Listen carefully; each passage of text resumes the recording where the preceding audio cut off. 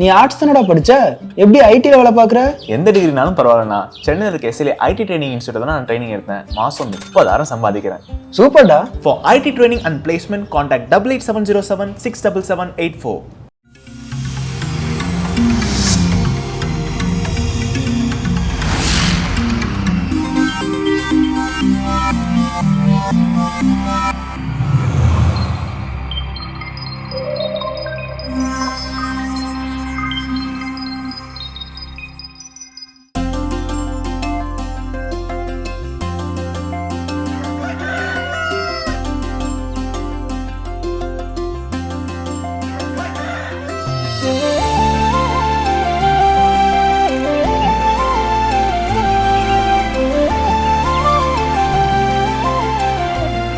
மாதா தொலைக்காட்சி அன்புள்ளங்கள் அனைவருக்கும் கடவுள் வணக்கம் நிகழ்ச்சியின் அன்பான வணக்கங்கள். வணக்கம் கல்பனா, எப்படி இருக்கிறீங்க? வணக்கம் ஜோனா, நலமா இருக்கேன். நீங்க எப்படி இருக்கீங்க? எல்லா நாள் போல இன்றைய நாளும் மகிழ்ச்சி, உற்சாகம், சிறப்பான ஒரு நாள். இந்த கடவுள் வணக்கம் தளத்தில் பார்த்து கொண்டிருக்கும் இறை மக்களும் ரொம்ப சந்தோஷமா இருப்பாங்க. அந்த சந்தோஷத்தோட நம்மளும் கதை சொல்லலாமா? ஒரு பஞ்சு மிட்டாய் கதை தான். ஒரு சின்ன சிறுவன் அவங்க தாத்தா கூட அப்படியே நடைபாதையில் அப்படி நடந்து போயிட்டே இருக்கும் பொழுது அவனுடைய ஃப்ரெண்ட்ஸ் எல்லாம் பாத்தீங்கன்னா கும்பலா ஒரு இடத்துல இருக்காங்க. பாத்தீங்கன்னா அங்க பஞ்சு மிட்டாய் வித்துட்டு இருக்காங்க. எல்லாரும் பஞ்சு மிட்டாய் வாங்கி சாப்பிட்டுட்டு இருக்காங்க. அவரும் கிட்ட போறான். அவங்க தாத்தாவும் அவனை பாக்குறா. உடனே அவங்க ஃப்ரெண்ட் அங்க வந்து ஓடி வந்து டெய்லி பஞ்சு மிட்டாய் சூப்பரா இருக்கா, அவங்க தாத்தா கிட்ட சொல்லி ஒரு பஞ்சு மிட்டாய் வாங்கி தர சொல்றா அப்படின்னு சொல்லிட்டு சொல்றாங்க. உடனே அவங்க தாத்தாவை அவன் சின்ன பையன் பாக்குறான். பார்த்துட்டு அந்த சின்ன பையன் கிட்ட அவங்க ஃப்ரெண்டு கிட்ட அவன் வந்து ஆன்சர் பண்றான், இல்லடா எனக்கு பஞ்சு மிட்டாய் பிடிக்காது, எனக்கு வேண்டாம், நீ சாப்பிட்றா அப்படின்னு சொல்லிட்டு அவங்க தாத்தா கையை பிடிச்சி கூட்டிட்டு போறான். இது என்ன பேசிக் அப்படின்னு பாத்தீங்கன்னா, ஏழை சிறுவன் ஏழை தாத்தா, அதுதான். ஸோ அவனுக்கு தெரியுது அவங்க தாத்தாவுடைய சூழ்நிலை என்ன அப்படின்ட்டு. அவங்க தாத்தா அப்படியே போகிற போக்கில் அப்படி கேட்குறாரு, ஏன்ப்பா உனக்கு பஞ்சு மிட்டாய் உண்மையாவே பிடிக்காது அப்படின்னு. தாத்தா பொய் சொல்லணுமா உண்மை சொல்லணுமா, நீ உண்மையே சொல்லுப்பா அப்படின்னு. தாத்தா எனக்கு பஞ்சு மிட்டாய் ரொம்ப பிடிக்கும், அதை விட எனக்கு உங்களும் ரொம்ப பிடிக்கும் தாத்தா, உங்களுடைய சூழ்நிலை என்ன நான் பக்கத்துல இருந்தே பாக்குறேன்ல, எனக்கு உங்களை விட அந்த பஞ்சு மிட்டாய் பெருசா கிடையவே கிடையாது, அதனாலதான் நான் அந்த மாதிரி பதில் அவனுக்கு சொன்னேன். கூட இருக்கவங்களுடைய கஷ்டம் என்ன, அவங்களுடைய அன்பு எப்படிப்பட்டது அப்படின்றது தெரிஞ்சாலே போதும், நம்ம எதுவும் பெருசா ஆசைப்பட மாட்டோம் அப்படின்னு சொல்லிட்டு அங்கிருந்து நகர்றாங்க. நிச்சயமாக அதுதான் ஒரு உண்மையான ஒரு பாச பிணைப்பு அப்படிங்கிறது. சில விஷயங்கள் சொல்லாமலே அவங்க என்ன பண்ணுவாங்க, உணர்ந்து கொள்வார்கள். ஸோ அப்படிப்பட்ட ஒரு பாச பிணைப்போடு வாழ கற்றுக்கொள்வோம் அப்படிங்கிறத இந்த கதை நமக்கு உணர்த்தி இருக்குது. இந்த சிந்தனையோடு இன்னைக்கு நாளை தொடங்கலாம். இப்போ ஆலய தரிசனம் பார்க்கலாம்.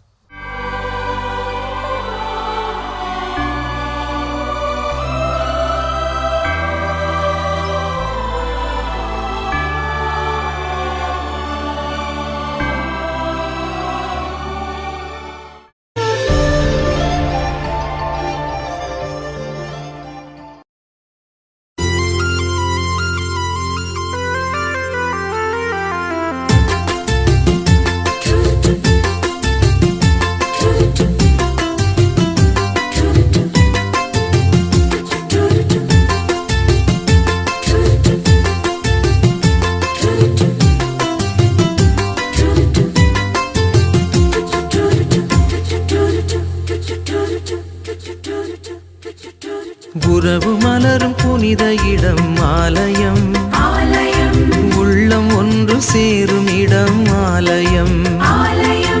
உறவு மலரும் புனித இடம் ஆலயம், உள்ளம் ஒன்று சேரும் இடம் ஆலயம். உணர்வு பெருகிட உயர்வு அடைந்திட உண்மை வழி செல்லும் வாழ்வும் ஆலயம்.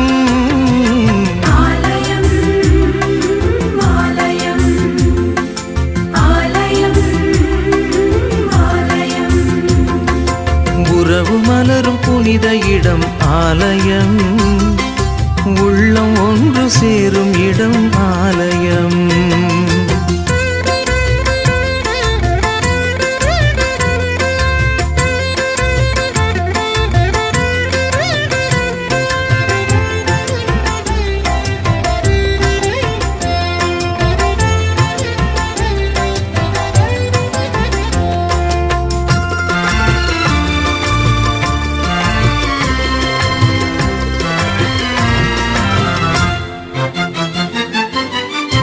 இயற்கை காத்திடும் மாந்தர் வாழிடம்,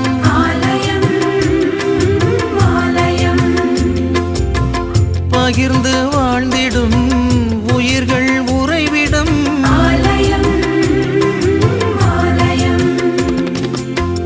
மனிதத்தை உயிரென மதித்திடும் உள்ளங்கள் மானுடர் வாழ்வுக்காய் தனை தரும் நெஞ்சங்கள், நம்பிக்கை செய்தி சொல்லும் நண்பர்கள், உண்மைக்காய் உயிரை இழக்கும் ஜீவன்கள், எல்லோரும் இறைவன் உறையும் ஆலயம், எல்லோரும் இறைவன் உறையும் ஆலயம், உறவு மலரும் புனித இடம் ஆலயம், உள்ளம் ஒன்று சேரும் இடம் ஆலயம்.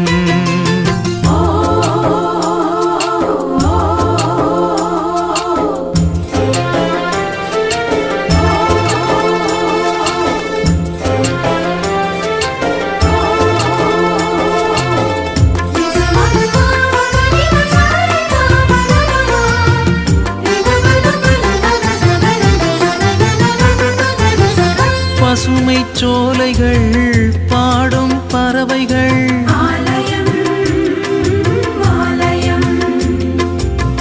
காற்றும் வானமும் கடலும் மலைகளும்,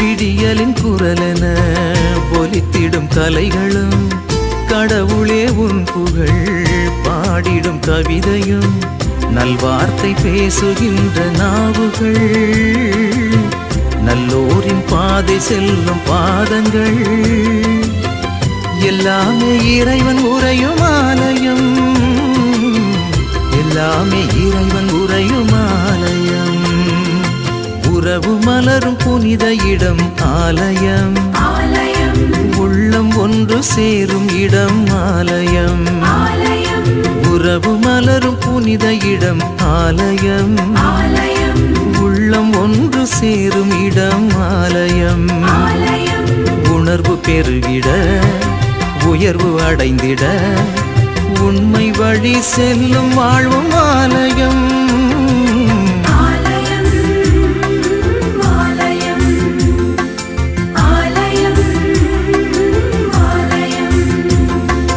உறவு மலரும் புனித இடம் ஆலயம், உள்ளம் ஒன்று சேரும் இடம் ஆலயம்.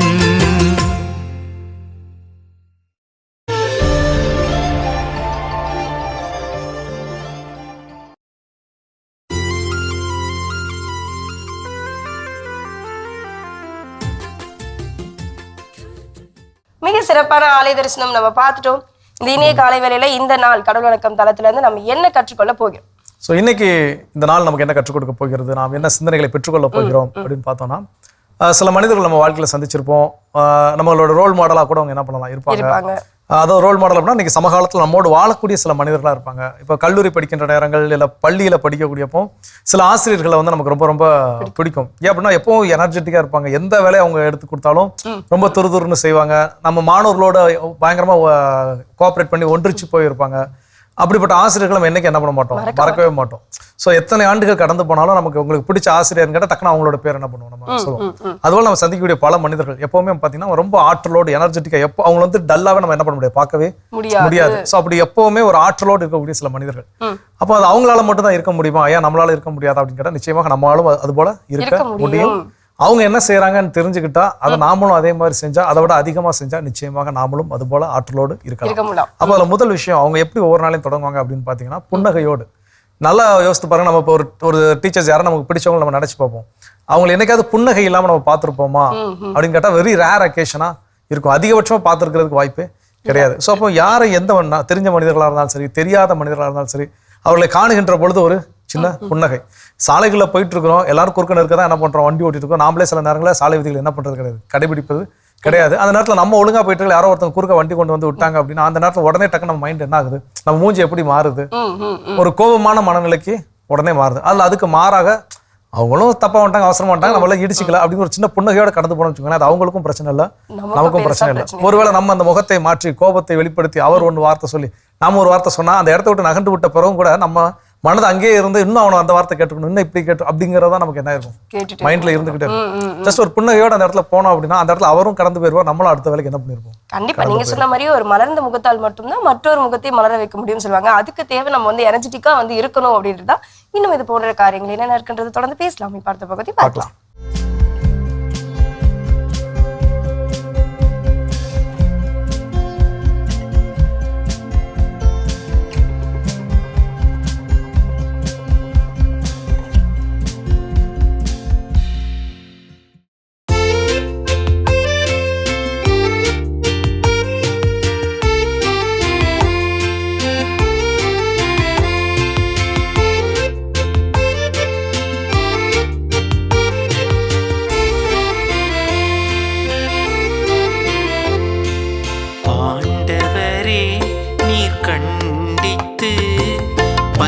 பயிற்றுவிப்போர் பேறு பெற்றோ.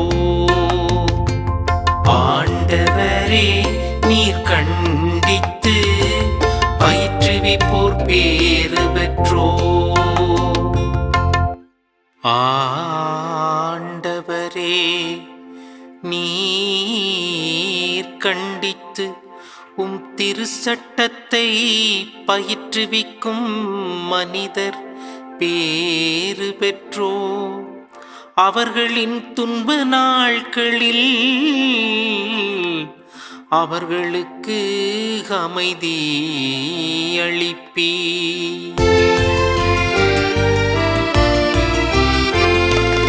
ஆண்டவரே நீர் கண்டித்து பயிற்றுவிப்போர் பேறு பெற்றோ.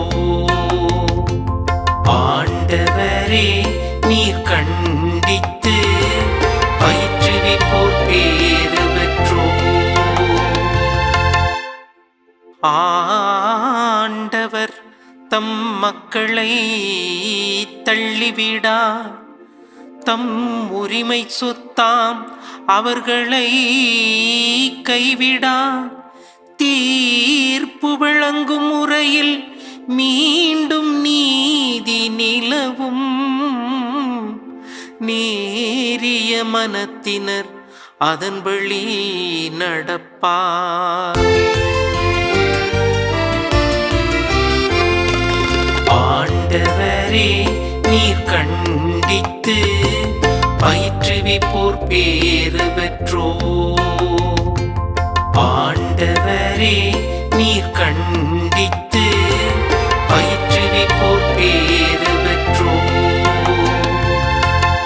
என் அடி சறுக்குகின்றது என்று நான் சொன்னபோது ஆண்டவரே உமது பேரன்பு என்னை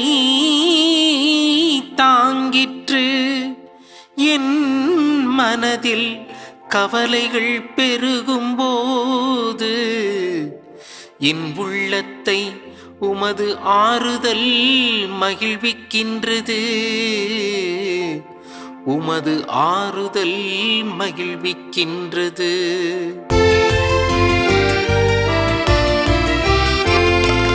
ஆண்டவரே நீர் கண்டித்து பயிற்றுவிப்போர் பேறு பெற்றோ.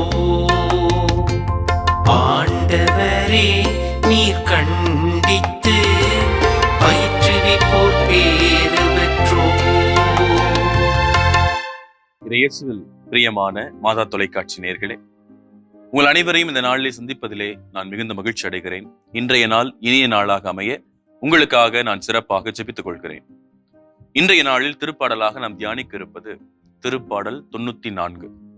இன்றைய நாளினுடைய பல்லவி, ஆண்டவரே நீர் கண்டித்து பயிற்றுவிப்போர் பேறு பெற்றோர் என்கின்ற ஒரு அழகான பல்லவியோடு இன்றைய நாளில் இந்த திருப்பாடல் 94 நாம் அனைவரும் சேர்ந்து தியானிப்போம்.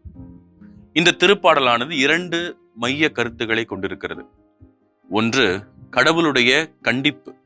நாம் எப்பொழுதெல்லாம் தவறு செய்கிறோமோ அப்பொழுது கடவுள் நம்மை கண்டித்து திருத்துகிறார். இரண்டாவது, அந்த கண்டிப்பிலும் கடவுளுடைய ஆறுதலான வார்த்தைகள் நமக்கு ஒரு உற்சாகத்தை கொடுக்கிறது, மன தைரியத்தை கொடுக்கிறது, தைரியத்தை, நம்பிக்கையை ஆண்டவருடைய வார்த்தை நமக்கு தருகிறது என்பதை இந்த திருப்பாடல் முழுவதுமாக நாம் வாசிக்கின்றோம். அதிலும் குறிப்பாக வசனம் 12, ஆண்டவரே நீர் கண்டித்து உம் திருச்சட்டத்தை பயிற்றுவிக்கும் மனிதர் பேறு பெற்றோர். ஆண்டவர் யார் யாரையெல்லாம் கண்டித்து திருத்துகிறாரோ அவர்கள் அனைவரும் பேறு பெற்றவர்கள். நம்முடைய கத்தோலிக்க திருச்சபையிலே கண்டிப்பு என்பது வெறும் தண்டனை மட்டும் அல்ல, நாம் பாவங்களிலிருந்து திரும்புவதற்கு, மனம் மாறுவதற்கு ஒரு அற்புதமான ஒரு வாய்ப்பு. அதை கடவுள் ஒவ்வொரு நாளும் நமக்கு கொடுக்கிறார். எப்படி ஒரு தந்தை தன்னுடைய குழந்தையை அதிகமாக நேசிக்கும் பொழுது, அந்த குழந்தை தவறு செய்கிற பொழுது எப்படி கண்டித்து அந்த குழந்தை திருத்துகிறாரோ அது போல கடவுள் நம் ஒவ்வொருவர் மீதும் அன்பு வைத்திருக்கிறார். அந்த அன்பின் மிகுதியினால் நாம் தவறு செய்கிற பொழுது கடவுள் நம்மை கண்டித்து திருத்துகிறார். அப்படி கண்டித்து திருத்துகிற பொழுது நாம் அந்த தவறை உணர்ந்து மனம் மாறி திருந்தினோம் என்றால் நாம் ஒவ்வொருவரும் பேறு பெற்றவர்கள் என்கின்ற அந்த ஒரு மைய கருத்தை இந்த வசனம் நமக்கு அழகாக எடுத்து கூறுகிறது. அதுபோல இறைவார்த்தை 14 பார்க்கிறோம். ஆண்டவர் தம் மக்களை தள்ளிவிடார், தம் உரிமை சொத்தாம் அவர்களை ஒருபோதும் கைவிடார் என்று நாம் வாசிக்கிறோம். இந்த உலகம் நம்மை தீர்ப்பிடலாம், நம்மோடு இருக்கிறவர்கள் நமக்கு எதிராக சூழ்ச்சி செய்யலாம், ஆனால் கடவுள் ஒருபோதும் நம்மை கைவிட மாட்டார். அவர் எந்நாளும் நம்மோடு இருந்து நம்மை காத்து வழி நடத்துகிறார். நாம் தவறுகிற பொழுது நம் கரம் பிடித்து அவர் நம்மை தூக்கி விடுகிறார் என்கின்ற ஒரு நம்பிக்கையை இந்த வரிகள் நமக்கு தருகிறது. நாம் சோதிக்கும் பொழுது கடவுள் நம்மோடு துணை நிற்கிறார் என்று அழகாக இறைவார்த்தை 17 அழகாக கூறுகிறது. ஆண்டவர் எனக்கு துணை நிற்காதிருந்தால் என் உயிர் மௌன உலகிற்கு சென்றிருக்கும். ஆண்டவர் எப்பொழுதும் நமக்கு துணை நிற்கின்றார். நாம் ஒவ்வொரு முறையும் நம்முடைய கால் இடறி விழுகிற பொழுது அவர் துணை நின்று நம்மை காக்கின்றார். வசனம் 19 மிகவும் அழகாக சொல்லுகிறது. என்னுடைய மனதில் கவலைகள் பெருகும் பொழுது என் உள்ளத்தை உமது ஆறுதல் மகிழ்விக்கிறது. கடவுள் நமக்கு ஆறுதலாக துணையாக விட்டு சென்ற அந்த தூய ஆவியானவர், நாம் எப்பொழுதெல்லாம் கவலையாக இருக்கிறோமோ, எப்பொழுதெல்லாம் சோர்ந்து போயிருக்கிறோமோ, மன உளைச்சலில் இருக்கிறோமோ, அப்பொழுது கடவுளுடைய அந்த துணை தூய ஆவியானவர் நம்முடைய உள்ளத்தில் பொழியப்படுகிற பொழுது நாம் ஆறுதல் அடைக்கிறோம். ஆகவே இந்த நாளிலே, இந்த திருப்பாடலை தியானிக்கிற இந்த வேளையிலே, கடவுள் ஒவ்வொரு முறையும் நாம் தவறு செய்கிற பொழுது, தவறான வழியில் நடக்கிற பொழுது, பாவம் செய்கிற பொழுது நம்மை கண்டித்து திருத்துகிறார். அந்த கண்டிப்பை நாம் அன்போடு ஏற்றுக்கொண்டு நாம் மனம் திருந்தி ஆண்டவரிடம் மீண்டும் இணைந்து கொள்வோம். ஆண்டவர் நம்மை கண்டிப்பது நம் மீது இருக்கிற அன்பின் மிகுதியால், நமது அக்கறையினால். ஆகவே அந்த அன்பை நாமும் ஆண்டவருக்கு கொடுப்போம். ஆண்டவரிடம் இந்த நாளிலே நாம் கற்றுக்கொள்ளக்கூடிய, இந்த திருப்பாடல் வழியாக நாம் கற்றுக்கொள்ளக்கூடிய 2 பாடம், துன்பங்கள் வருகிற பொழுது அதை தாங்கிக் கொள்ளக்கூடிய அந்த மன பக்குவம், மனநிலை நம்மிடத்துல இருக்க வேண்டும். 2வது, எவ்வளவு துன்பங்கள் வந்தாலும் அந்த துன்பங்களுக்கு நடுவிலே ஆண்டவர் இருக்கிறார்.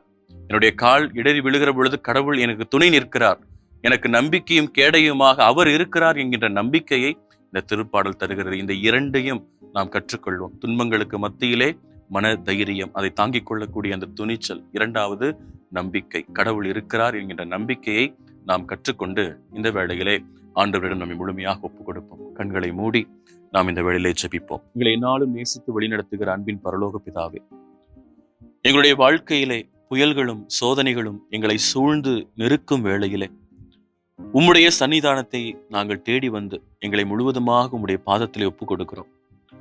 ஆண்டவர் தம் மக்களை கைவிட மாட்டார் என்கின்ற உமது வாக்குறுதியை எங்களுடைய உள்ளத்தில் என்றும் நாங்கள் இருத்தி அதை தியானிக்கிறோம்.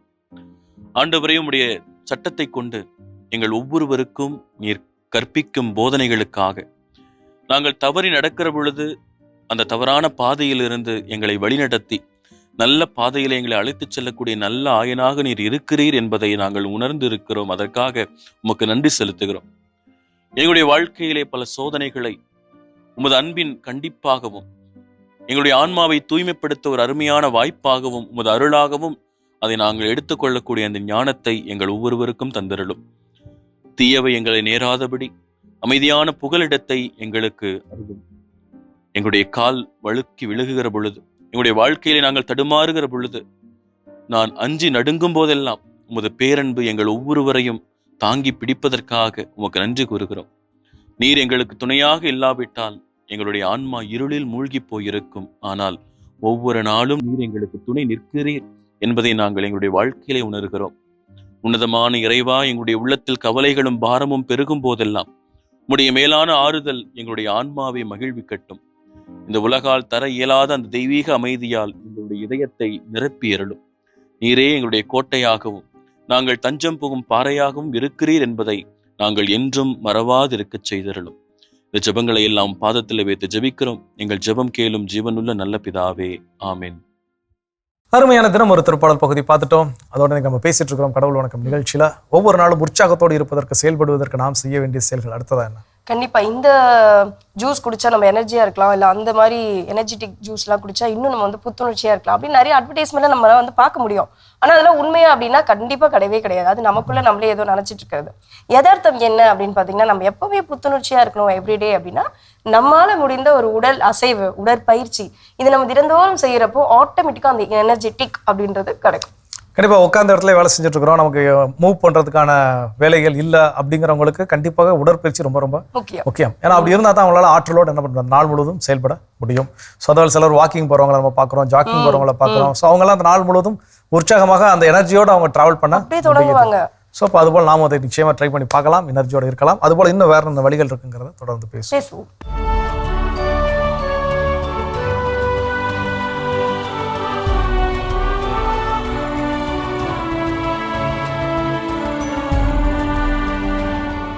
பிப்ரவரி 17 புனித மரியின் ஊழியர் சபையினை நிறுவிய எழுவர். இத்தாலி நாட்டின் பிளாரன்ஸ் நகரை சேர்ந்த 7 இளைஞர்கள் கிபி 1231 ஆண்டு இறைபணிகளை செய்வதற்காக ஒன்று கூடி ஜெபித்தார்கள். கிபி 1233 ஆகஸ்ட் 15 நாள் புனித மரியன்னை இவர்களுக்கு காட்சி அளித்து எழுவரையும் தம் ஊழியராக தேர்ந்து கொண்டார். பாலைவன பகுதியான மொந்தே செனாரியோவில் கடும் தவம் செய்த இவர்கள் தங்களை இறைவனுக்கு அர்ப்பணித்து ஜெபித்தார்கள். கிபி 1240 ஏப்ரல் 13 நாள் முதல் இவர்கள் திருச்சபையினால் மரியின் ஊழியர்களாக அழைக்கப்பட்டார்கள். பிளாரன்ஸ் மறைமாவட்ட ஆயரால் அறுவர் குருவாகவும் ஒருவர் அருட்சகோதரராகவும் அருட்பொழிவு பெற்றனர். உலகின் பல்வேறு பகுதிகளில் மரியின் ஊழியர் சபையினை நிறுவினார்கள். கிபி 1259 ஆண்டு திருத்தந்தை 4 அலெக்சாண்டர் மரியின் ஊழியர் சபையினை ஏற்றுக்கொண்டார். கிபி 1304 ஆண்டு 11 ஆசீர்வாதப்பர் மரியின் ஊழியர் சபையினை திருச்சபையின் முழு அங்கீகாரம் பெற்ற சபையாக உயர்த்தினார். புனித மரியன்னையின் பெயரில் மறைபணிகள் செய்த எழுவரையும் திருச்சபை புனிதர்களாக உயர்த்தியது. புனித மரியின் ஊழியர் சபையினை நிறுவிய எழுவரின் திருவிழாவினை சிறப்பிக்கின்ற நாம் இவ்வுலகில் மறைபணிகளை செய்து வரும் துறவற சபைகளுக்காக ஜெபிப்போம். சிறப்பான இன்றைய புனிதர் பகுதி நம்ம பார்த்துட்டோம். புத்துணர்ச்சியாக நாம் இருக்க வேண்டும் என்றால் நாம் என்ன செய்ய வேண்டும்? அடுத்ததாக அடுத்ததான் என்ன அப்படின்னா, நம்ம ஆற்றலோடு செயல்படுவதற்கு உணவு அப்படிங்கிறது ரொம்ப ரொம்ப அவசியம். ஆமாங்க. அப்போ சாப்பிடுறது எந்த அளவுக்கு முக்கியமோ, எந்த நேரத்துல எதை சாப்பிடுறோம் அப்படிங்கிறதும் ரொம்ப ரொம்ப முக்கியம். அப்ப காலை வேளைகள்ல மந்தமான உணர்வு நிலை தரக்கூடிய உணவுகளை, குறிப்பாக அரிசி சார்ந்த உணவுகளை என்ன பண்ணக்கூடாது, எடுக்க கூடாது. அப்போ அதற்கு ஆற்றலோடு செயல்படுவதற்கு என்னென்ன உணவுகள் நம்மளால எடுத்துக்கொள்ள முடியுமோ அதை நம்ம எடுத்துக்கொள்ள வேண்டும். இரவு நேரத்துல எல்லாரும் உறங்க செல்வது முன்னாடி பால் குடிச்சா நல்லா தூக்கம் வரும் அப்படின்னு சொல்லி எல்லாம் சொல்லுவாங்க. ஆனா இன்னொரு பக்கம் என்ன இருக்கு அப்படின்னா, அந்த பால் அப்படிங்கிறது புரதச்சத்து நிறைந்தது. அப்போ அது செரிமானம் அடைவதற்கு டைம் என்ன பண்ணும், லேட் ஆகும். அப்போ நீங்க பால் குடிச்சு 1 மணி நேரம் கழிச்சு என்ன பண்ணணும், தூங்க போகணும். அந்த படுக்கைக்கு செல்லுமோன்னு அந்த குடிச்ச உடனே சில பேர் தூங்க போறாங்க இல்லையா? அப்போ அது நல்ல தூக்கத்தை கொடுப்பான்னு கேட்டா அது நிச்சயமாக உடல் உபாதைகளுக்கும் வழிவகுக்கும். அப்போ எதை சாப்பிடணும், எப்போ சாப்பிடணும், எந்த அளவுக்கு சாப்பிடணும், அதான் சொல்லுவாங்க. உணவை சாப்பிடுகின்ற போல சொன்னாங்க, காலை உணவை ஒரு ராஜா போலவும், மதிய உணவை ஒரு மந்திரி போலவும், இரவு உணவை ஒரு யாசகன் போல என்ன பண்ணணும், சாப்பிடணும். அப்படின்னா தான் பாடி எப்படி இருக்குன்னா ஷேப்பா இருக்கும். நம்ம எல்லாரும் என்ன பண்றோம், ரிவர்ஸ்ல காலையில ஸ்கிப் பண்ணிடுவோம், மதியம் கொஞ்சம் அடிச்சு மேய்வோம், நைட்டு தான் எல்லாம் பண்ணுவோம் பயங்கரமா. நீங்க இப்படி ஷேப் எடுத்துட்டு போனோம்னா அப்ப கடைசியா பாத்தீங்கன்னா நம்மளோட உடல் இப்படி ஆயிடும் இல்லையா? நிச்சயமா அது போலதான் அந்த ஷேப். அதனாலதான் ஸோ அப்போ உணவுகள் ரொம்ப ரொம்ப முக்கியம். உற்சாகத்தோடு இருப்பதற்கும் செயல்படுவதற்கும் அந்த உணவை சரியான நேரத்தில் சரியான விதத்தில் சரியான உணவை எடுக்க நாம் கற்றுக்கொள்ள வேண்டும். கண்டிப்பா நம்ம இன்னும் இதை தொடர்ந்து பேசுவோம். அடுத்த பகுதி பார்க்கலாம்.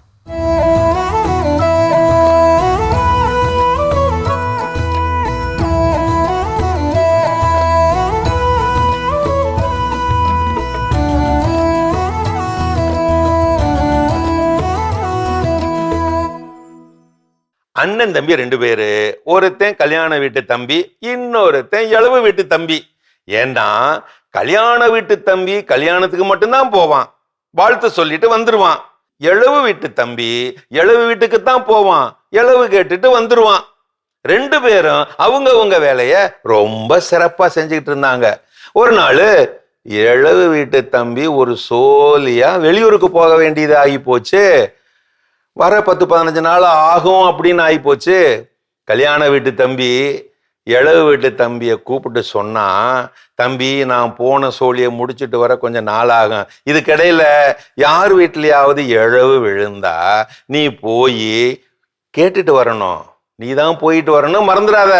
ஐயோ எனக்கு இளவு வீட்டுக்கு நான் போனதே இல்லையே, எப்படி இளவு விசாரிக்கணும்னு எனக்கு தெரியாதே அதெல்லாம் ஒண்ணும் பெரிய சிரமம் இல்லை தம்பி. கல்யாண வீட்டுக்கு போறது மாதிரி பளிச்சுன்னு இல்லாம முகத்தை கொஞ்சம் சோகமா வச்சுக்க. செத்தவன் எவ்வளவு பெரிய யோக்கியனா இருந்தாலும் அவனை புகழ்ந்து பேசு. போன உடனே அடா அடா அடா எப்பேற்பட்ட குணம் எப்பேற்பட்ட குணம் அப்படின்னு ஆரம்பிச்சு புகழ்ந்து பேசு. உதாரணமா ஒருத்தனுடைய அம்மா செத்து போயிருக்காங்கன்னு வச்சுக்க. நீ சோகமா போய் முகத்தை வச்சுக்கிட்டு அங்க போய் கிட்ட நின்று அடா அடா அடா எப்பேற்பட்ட குணம் எப்பேற்பட்ட குணம். உங்க அம்மா உங்களுக்கு மட்டுமா அம்மாவா இருந்தாங்க? இந்த ஊருக்கே அம்மாவா இருந்தாங்களே அப்படின்னு கையை இறுக்கி பிடிச்சுக்கிட்டு அழுகிறது மாதிரி சொல்லணும். இப்படிதான்டா இளவு கேட்கணும். அவ்வளவுதான்டா, இப்படிதான். இவ்வளவுதானே விட்டுங்க, நான் ஜமாச்சிடுறேன் பாருங்க. கொஞ்ச நாளைக்குள்ள ஒரு பொம்பளை செத்து போயிட்டா. ஒரு 40 வயசு இருக்கும். என்னமோ தெரியல, ஈரக்குலை வெடிச்சு செத்து போயிட்டாங்க. இவன் துக்க விசாரிக்க போகணுமே. அண்ணன் கொடுத்த வழிகாட்டு நெறிமுறைகளை மனசுல வச்சுக்கிட்டு தம்பிக்காரன் கிளம்புனா. இளவு வீடு வந்துச்சு. மூஞ்சிய படுசோகமா வச்சுக்கிட்டு போனான். புருஷக்காரனை கண்டுபிடிச்சு பக்கத்துல போய் அப்படியே பதவிசா நின்னான். அந்த புருஷங்காரன் கையை ஆதரவா இறுக்கி பிடிச்சுக்கிட்டான். கையை இறுக்கி பிடிச்ச உடனே புருஷங்காரன் கேவி கேவி அழ ஆரம்பிச்சிட்டான். இவன் ஆதரவா ஆறுதலா அந்த ஆறுதல் வார்த்தையை சொல்லிவிட்டான். அடா அடா அடா எப்பேற்பட்ட குணம் எப்பேற்பட்ட குணம். இவங்க உனக்கு மட்டுமா மனைவியா இருந்தாங்க? ஊருக்கே இல்ல மனைவியா இருந்தாங்க. அப்புறம் என்ன நடந்துச்சு? காயமெல்லாம் ஆறி அந்த தம்பிக்காரு நடமாட ஒரு 4-5 மாசம் ஆகிப்போச்சு. செய்யக்கூடாத இடத்தில் செய்யக்கூடாததை உணர்த்தும் ஊரக சிரிப்பாணி கதை இது. இழவு சொல்வதும் இழவு கேட்பதும் ஒரு மகத்தான மனித நேய கலை. ஓர் இழப்பை 1000 வார்த்தைகள் ஈடு செய்யாது. வார்த்தைகளற்ற ஆழ்ந்த அமைதியான உடனிருப்பே அந்த இழப்பை ஈடு செய்யும். ஒருவரின் மகிழ்வு நிகழ்வுகளில் உடன் இருப்பதை விட இழப்பு நிகழ்வுகளில் உடன் இருப்பதையே உலகம் உன்னிடம் எதிர்பார்க்கிறது. ஆம், உடனிருப்பு. அதில் இறைவனுக்கும் உடன்பாடு உண்டு. அருமையான கதைகளாயிரம் பகுதி பார்த்துட்டோம். இன்னைக்கான கதையும் சிந்தனையும் கேட்டாச்சு. அதோட நாம இன்னைக்கு பேசிட்டு இருக்கிறோம் கடவுள் வணக்கம் நிகழ்ச்சியில. ஒவ்வொரு நாளும் உற்சாகத்தோடு செயல்படுவதற்கு நாம் செய்ய வேண்டிய செயல்கள் அடுத்தது என்ன சொல்றாங்க? கண்டிப்பா நம்மளை சுத்தி எப்பவுமே நெகட்டிவ் அப்படின்னு இருந்துச்சுன்னா நம்மளால பாசிட்டிவ் திங்க் பண்ண முடியாது இல்லையா? சோ நம்ம ஒவ்வொரு நாளுமே புத்துணர்ச்சியோட எனர்ஜெட்டிக்கா இருக்கணும் அப்படின்னா பாசிட்டிவ் திங்கிங் எப்பவுமே இருக்கணும். இந்த நெகட்டிவ் திங்கிங் கூட நம்ம ஒவ்வொரு நாளும் ஸ்டார்ட் பண்றோம் அப்படின்னா அந்த நாள் சூனியம் வச்ச மாதிரி தான் இருக்கும். ஸோ அப்படிப்பட்ட அந்த சூனியம் இல்லாத ஒரு வாழ்க்கையை நம்ம வாழணும் அப்படின்னா பாசிட்டிவ் திங்கிங் நம்மளுடைய மைண்ட் ஃபுல்லாக ஆகட்டும், நம்ம யோசிக்கிற சிந்தனைகள் ஆகட்டும், எதுவாக இருந்தாலும் நம்ம பார்க்குற விஷயங்கள் ஆகட்டும், அது எப்படி பார்க்குறோம், எந்த கண்ணோட்டத்தில் பார்க்குறோம், எந்த கோணத்தில் பார்க்குறோம், எல்லாமே ஒரு பாசிட்டிவ் திங்கிங்கோட இருக்கிறப்போ நம்ம எனர்ஜெட்டிக் பர்சனாக இருப்போம். கண்டிப்பா நம்ம கிட்ட என்ன இருக்குதோ அதை தான் நம்ம வெளியே என்ன பண்ணுவோம், தேடுவோம். வெளியே இருக்கக்கூடிய எல்லா பொருட்களையும் நாம் நம்மை தான் என்ன பண்ணுவோம், பார்ப்போம். அப்போ ஒரு 2 பேர் ஏதோ ஒன்று பேசிட்டு இருக்காங்க, நம்ம அதை பார்க்குறோம் அப்படின்னா அவன் ஏதோ உங்களை பார்த்தா பொருணி பேசுறான்னு எனக்கு தோணுச்சுன்னா நான் எனக்குள்ள என்ன பண்ணிக்கிட்டு இருக்கிறேன், அது போல பல நேரங்கள் பல பேர்கிட்ட பொருணி பேசுறேன். அப்போ நான் என்னை போலவே மற்றவர் என்ன பண்றேன் பார்க்குறேன். அதுதான் இருக்கக்கூடிய உலக நியதி. இப்போ இந்த விதத்தில் நான் என்னுடைய இருக்கக்கூடிய நெகட்டிவா நாம் அதை மாற்றிக்கொள்கின்ற பொழுது, என்னுடைய வாழ்க்கையில் நேர்நிலையான எண்ணங்களை நான் எண்ணுகின்ற பொழுது, அணுகுகின்ற பொழுது என்னுடைய வாழ்க்கையும் நேர்நிலையாக எப்பொழுதும் பயங்கர உற்சாகமான ஒரு மனநிலையோடு இருக்கும் அப்படிங்கிற சந்தேகம் கிடையாது. கற்றுக்கொள்வோம். இன்னும் இது போல வர விஷயம் இருக்குங்கிறத தொடர்ந்து பேசுவோம். அதுக்கு முன்னாடி ஒரு சின்ன பிரேக் போயிட்டு வந்தோம். கண்டிப்பா.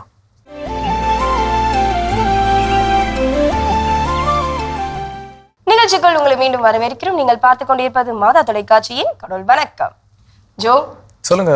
உண்மையாவே இந்த நாளை நம்ம எவ்வளவு எனர்ஜெட்டிக்கா ஸ்டார்ட் பண்ணோம், அதுக்கு ரீசன் என்னன்னு சொல்லிட்டு தான் நம்ம பேசிட்டு இருக்கோம் இல்லையா? சோ ஒவ்வொரு நாளும் இதெல்லாம் பண்றப்போ நம்ம ரொம்பவே புத்துணர்ச்சியோட இருக்கலாம் அப்படின்ட்டு அடுத்தது நம்ம என்ன பண்ணலாம்? சோ அடுத்தது நம்ம சுற்றி இருக்கக்கூடிய மனிதர்கள், அதுல கவனம் செலுத்துதல் ரொம்ப ரொம்ப முக்கியம். அப்ப என்னை சுற்றி இருக்கக்கூடிய மனிதர்கள் குறை பேசுபவர்களாகவும் புதிய முயற்சிகளை செய்யாமல் ஒரு சோம்பேறித்தனத்துல இருக்கிறவங்க அப்படி வச்சிருந்தேன் அப்படின்னா நிச்சயமா எனக்கும் அவங்களுடைய தான் என்ன பண்ணும் பழகிக்கும். சோ அப்போ அதை நான் பழகி கொள்கின்ற பொழுது அப்ப நான் ஒரு ஆற்றலோடு செயல்படணும்னு நான் நினைச்சாலும் கூட என்னால என்ன பண்ண முடியும், செயல்பட முடியாது. கண்டிப்பா. அப்போ அப்படிப்பட்ட மனிதர்களிடமிருந்து நாம் விலகி இருக்க கற்றுக்கொள்ள வேண்டும். நல்ல நேர்நிலையான எண்ணம் கொண்ட மனிதர்கள், உற்சாகமாக செயல்படக்கூடிய மனிதர்கள், நல்ல எண்ணங்களை எண்ணக்கூடிய மனிதர்கள், இப்படி நம்ம அவங்களோட நாம சேர்ந்துக்கிட்டோம், இல்ல நம்மளோட அவங்கள சேர்த்துக்கிட்டோம் அப்படின்னா நம்முடைய வாழ்க்கை நலமானதாக இருக்கும். ஆனா டாக்ஸிக் பீப்புளோட நம்ம சேர்ந்துட்டோம் அப்படின்னா நம்முடைய வாழ்க்கையும் நச்சுத்தன்மை நிறைந்ததாக இருக்கும். எஸ், நிச்சயமா. இன்னும் தொடர்ந்து பேசும் இதை பத்தி அடுத்த பகுதி பார்க்கலாம்.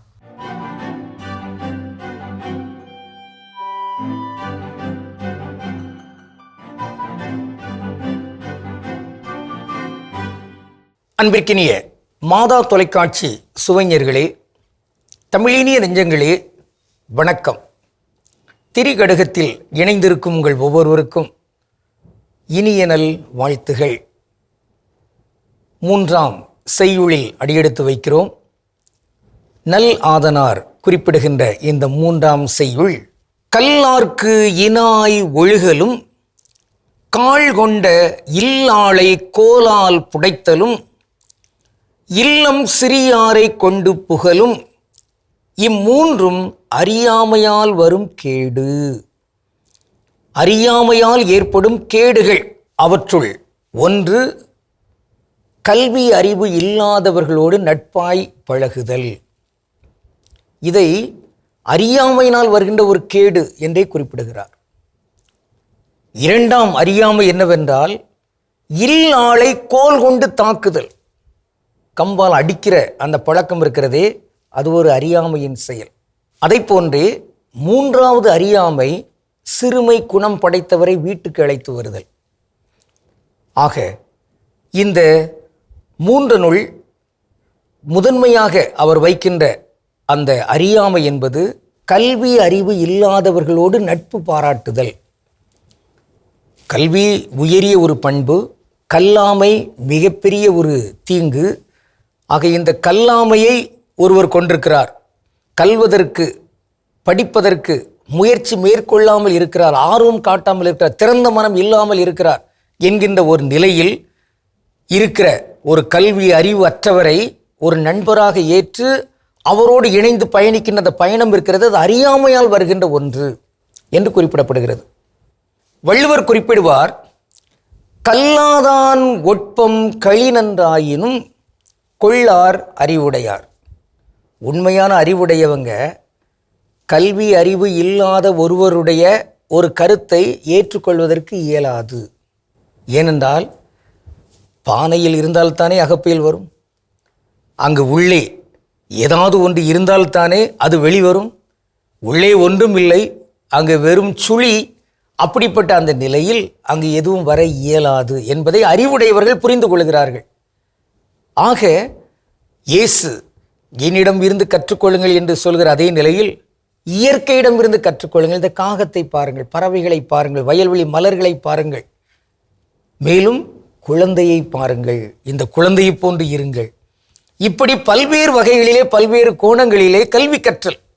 ஏட்டறிவு என்பது மட்டுமன்று, மாறாக அந்த ஏட்டு அறிவையும் கடந்து நூலகங்களுக்கு சென்று நூல் படித்தல், நூல் படைத்தல், இந்த இயற்கையை உன்னிப்பாக கவனித்து அந்த இயற்கை கற்றுத்தருகிற பாடங்களை உள் எடுத்து அதை அப்படி அறிக்கையிடுதல், சான்றோர்கள் இலக்கியங்களிலே வடிவமைத்து தந்திருக்கிற அத்தகைய அந்த செய்திகளை எல்லாம் உள்கொணர்தல், இவை எல்லாம் தான் படிப்பு.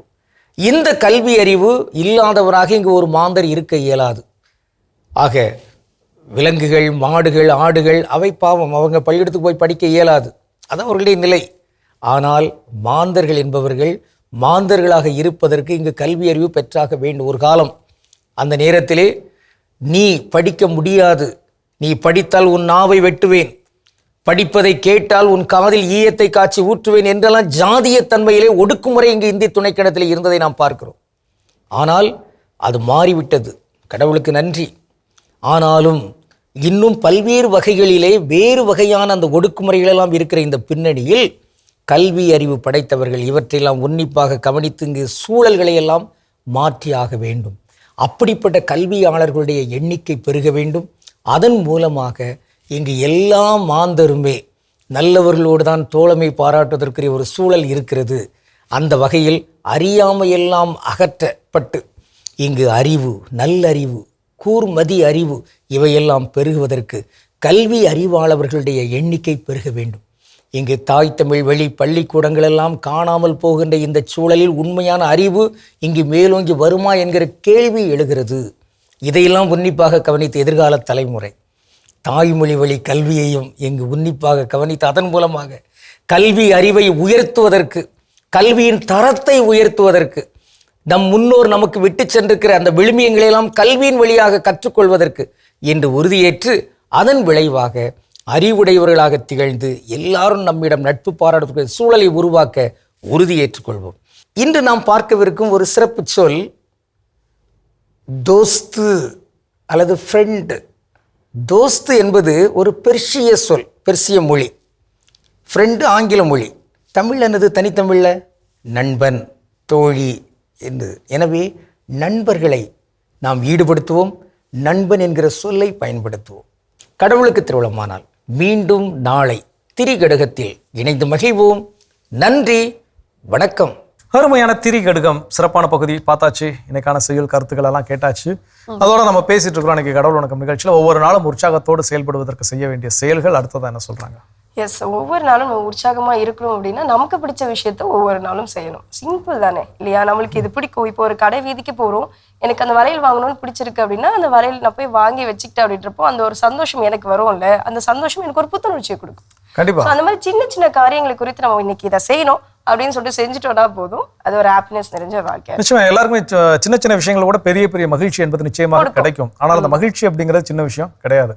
அப்போ அந்த எந்த சின்ன சின்ன விஷயத்தை எனக்கு செஞ்சால் மகிழ்ச்சியாக நான் உணர்கிறேன், மகிழ்ச்சியாக நான் இருக்கிறேன் அப்படின்னா அப்போ அந்தந்த விஷயத்தை ஒரு சின்ன ஐஸ்கிரீம் சாப்பிட்றது, வெளியே மழையில் நனைகிறது, மழை பெய்யறப்போ மழையில் நனைஞ்சபடியே போகிறது, இதெல்லாம் வந்து எனக்கு பிடிக்கும் அப்படின்னா அதெல்லாம் அந்தந்த நேரத்தில் என்ன பண்ண செஞ்சு பார்க்கணும். ஸோ ஆட்டோமேட்டிக்காக நம்ம எவ்வளோ டிப்ரெஷன் ஸ்ட்ரெஸ்ஸுகள் அப்படி இருந்தாலும் இந்த மாதிரியான சின்ன சின்ன செயல்கள் அதுலேருந்து விடுபடுவதற்கு நமக்கு என்ன பண்ணும், பெரிய உதவியாக இருக்கும். அப்போ விடுபட்டோம் அப்படின்னா நிச்சயமாக நம்மால் உற்சாகமாக செயல்பட முடியும். எஸ், இன்னும் தொடர்ந்து பேசலாம். இப்போ அடுத்த பகுதி பார்க்கலாம்.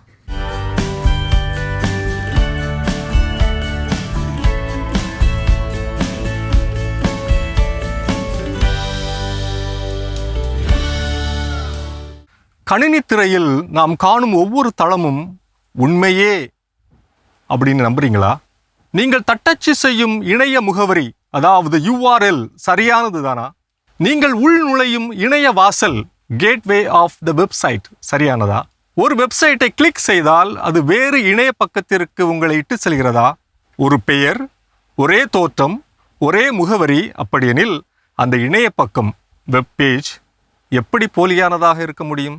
அதற்கான பதிலை வலை உலகத்தில் அருள்வாக்கின் ஒளியில் இணைந்து தேடுவோமா?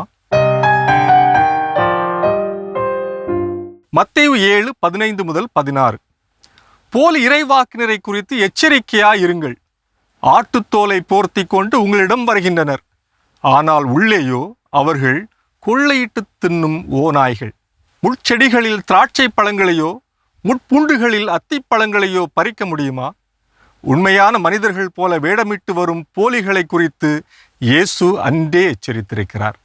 அருள்வாக்கு பகுதி மத்தேயு 7:15-16 வரை உள்ள இறை வார்த்தைகளிலே மிக தெளிவாக இன்றைய காலகட்டத்தில் இணையம் வழியாக ஆட்டுத்தோலை போர்த்தி கொண்டு உள்நுழையும் சைபர் குற்றங்களை குறித்து சொல்வதாகவே நான் பார்க்கிறேன். ஃபார்மிங் என்னும் சைபர் குற்றத்திற்கு இது மிகவே ஒத்துப்போகிறது.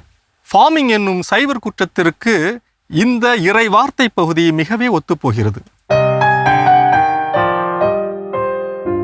இன்றைய சைபர் உலகிலே அடையாளங்கள் களவாடப்படுகின்றன. ஆள் மாறாட்ட பித்தலாட்டம் தினம் தினம் அரங்கேறுகிறது. தன் முகத்தை மறைத்து கொண்டு பிரபலமான இன்னொருவரின் அடையாளத்தை முகத்தில் தைத்து கொண்டு வலம் வரும் இணையதளங்கள் இன்று நிறைய காண கிடைக்கின்றன. எது போலி எது உண்மையானது என்று கண்டுபிடிக்க முடியாத அளவிற்கு அது வடிவமைக்கப்பட்டிருக்கின்றன. இதனால் பலர் இணையம் வழியாக ஏமாற்றப்படுகின்றனர். இந்த ஏமாற்று மோசடியினை ஃபார்மிங், PHARMING என்கின்றனர். எடுத்துக்காட்டாக கூகுள் தேடல் பக்கத்தில் நமது வங்கி இணையதள பக்கத்தை தேடி கண்டுபிடிக்கிறோம் என்று வைத்துக் கொள்வோம். அதன் பெயர் சரியாக இருக்கிறது, அதன் லட்சணை அதாவது லோகோவும் சரியாக இருக்கிறது. கிளிக் செய்து உள் செல்லும் போது அதன் முகப்பக்கமும் சரியாக இருக்கிறது.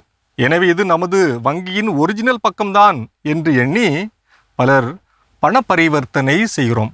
ஆனால் இந்த சரிபார்ப்பு மட்டும் போதுமானது இல்லை. உரலி அல்லது இணையதள முகவரி URL, யூனிஃபார்ம் ரிசோர்ஸ் லொக்கேட்டரையும் சரியாக உள்ளதா என்பதை சரிபார்ப்பது அவசியம். ஃபார்மிங் என்ற இணையதள மோசடி பல விதங்களில் நடைபெறுகிறது. ஒரு இணையதளத்தை கிளிக் செய்தால் அதே போன்ற இன்னொரு போலி இணையதளத்திற்கு கொண்டு சேர்க்கிறது. ஒரு இணையதள லிங்கை கிளிக் செய்யும் போது தேவையில்லா விஷமாக்கப்பட்ட கேஷ், பாய்சன்ட் கேஷ் குறியீடு கோடு ஒன்று தரவிறக்கம் செய்யப்பட்டு நம் கணினியின் ஹோஸ்ட் என்று சொல்லப்படக்கூடிய ஃபைலுக்குள் சென்று ஒட்டிக்கொள்வதால் எந்த ஹைப்பர் லிங்கை கிளிக் செய்தாலும் அது போலியான இணையதள முகப்பக்கத்திற்கே கொண்டு செல்கிறது. நீங்கள் ஒரு தளத்திற்கு செல்லும்போது அதன் முகவரி HTTPS என்று தொடங்குகிறதா என பார்க்கவும். எஸ் என்பது மிக முக்கியம், ஏனெனில் அது செக்யூர் என்பதை குறிக்கிறது. முகவரி பெட்டியில் அதாவது அட்ரஸ் பாரில் பூட்டு சின்னம் பேட்லாக் ஐகான் இருப்பதை உறுதி செய்யவும். உங்களின் அனைத்து கணக்குகளுக்கும் அதாவது இமெயில், பேங்க், சோஷியல் மீடியா இவை அனைத்திற்கும் 2 ஃபேக்டர் அத்தென்டிகேஷன் முறையை செயல்படுத்தவும். இதன் மூலம் சைபர் குற்றவாளிகள் உங்கள் கடவு எண்ணை அதாவது பாஸ்வேர்டை திருடினாலும் உங்கள் மொபைலுக்கு வரும் OTP இல்லாமல் யாராலும் அந்த அக்கௌண்ட்டுக்குள் லாகின் செய்ய முடியாது. உங்கள் வைஃபை ரவுட்டரின் டிஃபால்ட் பாஸ்வேர்டை மாற்றி வலிமையான பாஸ்வேர்டை நீங்கள் வைத்துக் கொள்ளுங்கள். இது மிகவும் அவசியம். இணையம் என்பது எப்போதும் நன்மையும் உண்மையும் விளைவிக்க செய்யும் விளைநிலம் அல்ல. தூக்கி வீசப்படும் பிளாஸ்டிக் குப்பைகளைப் போல நமது அடையாளங்களும் அந்தரங்கங்களும் நமது இயல்பும் இருப்பும் இணையதள சந்தை கிடங்குகளில் விற்பனைக்காக தூக்கி வீசப்படுகின்றன. பொய் பொம்மைகளை இனம் கண்டு கொண்டால் மட்டுமே உண்மையும் நன்மையும் இணையதளங்களில் தொடர்ந்து முளைவிட்டு கொண்டே இருக்கும். இது வலை உலகம் 360 டிகிரி டிஜிட்டல் உலகிற்கான உங்கள் அகராதி. சிறப்பான பகுதி வலை உலகம் 360 நம்ம பார்த்துட்டோம். இன்றைய நாளும் ஒரு சிறப்பான நாள் தாங்க. ஒவ்வொரு நாளுமே உற்சாகமா இருக்கணும். அதற்கு நம்ம என்ன செய்ய வேண்டும் அப்படின்னு நம்ம பேசிட்டு இருக்கோம். அடுத்ததான் நம்ம என்ன செய்யலாம்? ஸோ அடுத்ததான் என்ன பண்ணால் கடவுளுக்கு எப்போதும் நன்றி உள்ளவர்களாக இருக்க வேண்டும். நன்றி உள்ளவர்கள் அப்படிங்கிறத காட்டிலும் நன்றி உணர்வு மிக்கவர்களாக இருக்கிறது ரொம்ப ரொம்ப முக்கியம். ஸோ ஏன்னா எவ்வளோ விதமான ஆசீர்வாதங்கள் நம்ம இன்னைக்கு வந்து நம்மக்கிட்ட என்னெல்லாம் இருக்குது அப்படிங்கிறத பற்றி நம்ம என்ன பெருசாக யோசிக்கிறதே கிடையாது. எதெல்லாம் என்கிட்ட இல்லை அப்படின்னு கேட்டால் எல்லாரும் மனப்பாடம் பண்ணி சொன்ன மாதிரி என்ன பண்ணோம், இதெல்லாம் அது இல்லை அப்படின்னு சொல்லி ஒரு பெரிய பட்டியல் எல்லாருக்கிட்டையும் தயாராக இருக்கும். சரி உங்ககிட்ட என்னெல்லாம் இருக்குன்னு சொல்லுங்கன்னு கேட்டால் யோசித்து தான் நமக்கு இதெல்லாம் இருக்குதான்னு சொல்லி அப்போ எது நம்மகிட்ட இருக்கோ அதில் நாம் கவனத்தை செலுத்துவதே இல்லை. எது நம்மிடம் இல்லையோ அதில் தான் என்ன பண்றோம், கவனத்தை செலுத்தி கொண்டே இருக்கிறோம். அப்புறம் இப்படி இருக்கிறதுனால தான் நமக்கு கடவுள் கொடுத்த ஆசீர்வாதமான விஷயங்கள் நம் கண்களுக்கு தெரிவதில்லை. அது கண்களுக்கு தெரியாதனால நாம் கடவுளுக்கு நன்றி உணர்வு மிக்கவர்களாக நாம் இருப்பது இல்லை. ஆனா இங்க என்ன சொல்றாங்க, ஒவ்வொரு நாளும் மகிழ்ச்சியோடும் உற்சாகத்தோடும் செயல்படுவதற்கு கடவுள் எவ்வளவு ஆசீர்வாதங்களை நிரப்பிச்சிருக்காரு. ஸோ அப்போ அதை நான் நினைச்சு பார்த்து மகிழ்ச்சி அடைந்து கடவுளுக்கு நான் நன்றி சொல்லி அந்த நன்றி உணர்வு மிக்க ஒருத்தனா நான் இருந்தேன் அப்படின்னா ஒவ்வொரு நாளும் என்னால் உற்சாகமாக செயல்பட முடியும். கண்டிப்பா அந்த நிறைவான மனதோட நம்ம நன்றி சொல்வோம். தொடர்ந்தும் பேசலாம். இப்ப அடுத்த பகுதி பார்க்கலாம்.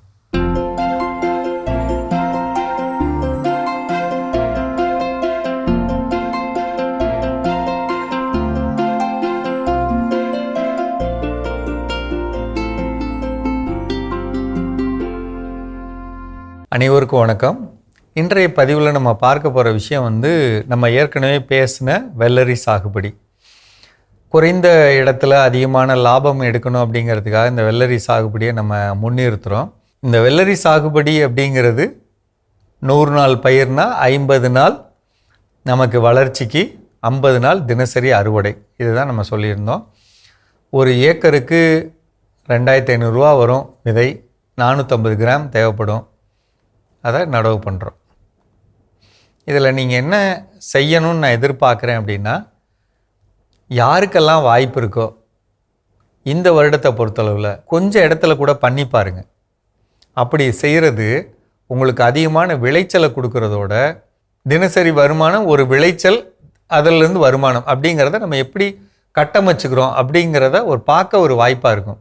இப்போ தென்னந்தோப்பு வச்சுருக்கீங்க, இன்னும் நமக்கு மட்டைகள்லாம் மூடி நிழல் கட்டலை அப்படின்னு ஒரு அமைப்பு இருந்தாலோ, பூப்பயிர்கள் வச்சுருக்கோம், அல்லது செம்மண் காட்டில் நம்ம பல்வேறு வகையான அமைப்புகள், அதாவது